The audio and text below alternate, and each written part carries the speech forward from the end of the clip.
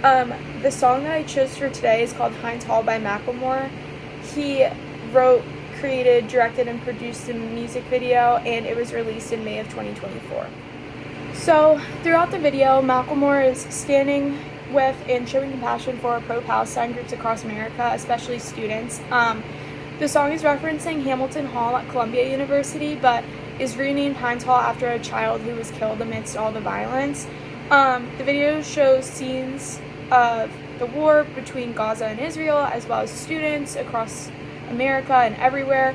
It shows scenes of political figures, and a lot of the lyrics were chosen to sort of call them out in a way and maybe hint at the fact that they may not be doing everything that they can be.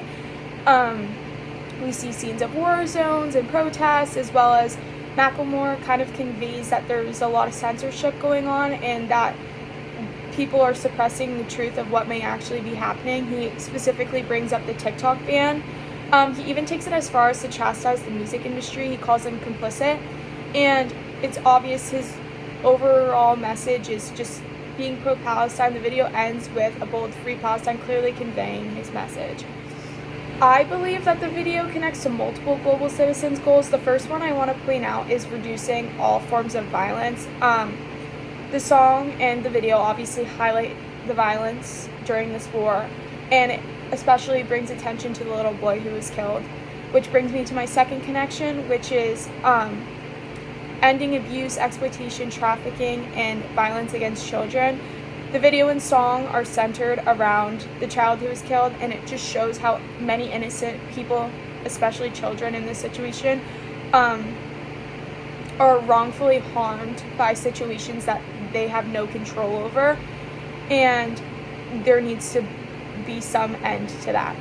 And lastly, the third one that I wanted to bring up was promoting the rule of law and ensuring equal access to justice.